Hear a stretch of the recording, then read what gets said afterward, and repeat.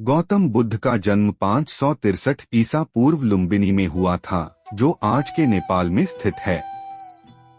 उनका असली नाम सिद्धार्थ गौतम था। उनके पिता का नाम राजा शुद्धोधन और माता का नाम माया देवी था। सिद्धार्थ का जन्म एक शाही परिवार में हुआ था और उनके बचपन का जीवन अत्यंत विलासितापूर्ण था। राजमहल छोड़ना सिद्धार्थ का विवाह यशोधरा से हुआ और उनके एक पुत्र हुआ जिसका नाम राहुल रखा गया। लेकिन सिद्धार्थ के मन में संसार की असारता और दुहक को लेकर कई सवाल थे। एक दिन उन्होंने वृद्ध, रोगी, मृत व्यक्ति और एक सन्यासी को देखा। इन दृश्यों ने उनके मन में गहरे प्रभाव डाले और उन्होंने संसार के दुहकों का कारण जानने का निर्णय लिया। संन्यास और साधना।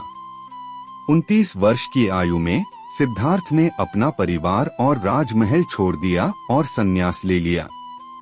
उन्होंने कई वर्षों तक विभिन्न गुरुओं से शिक्षा प्राप्त की और कठोर तपस्या की, परंतु उन्हें आत्मज्ञान की प्राप्ति नहीं हुई। बुद्धत्व की प्राप्ति अंततः सिद्धार्थ ने एक पीपल के वृक्ष के नीचे ध्यान में बैठने का निर्णय लिया और संकल्प लिया कि वे तब तक वहां से नहीं उठेंगे जब तक उन्हें सत्य का ज्ञान नहीं हो जाता। उन्होंने बोधगया में इस वृक्ष के नीचे ध्यान करते हुए आत्मज्ञान प्राप्त किया।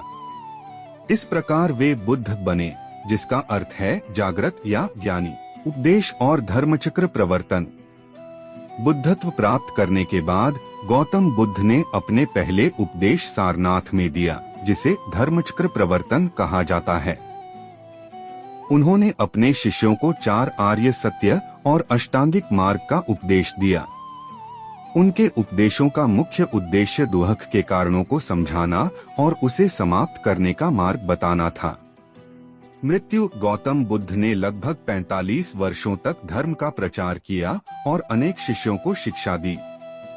80 वर्ष की आयु में कुशीनगर में उनका महापरिनिर्वाण हुआ।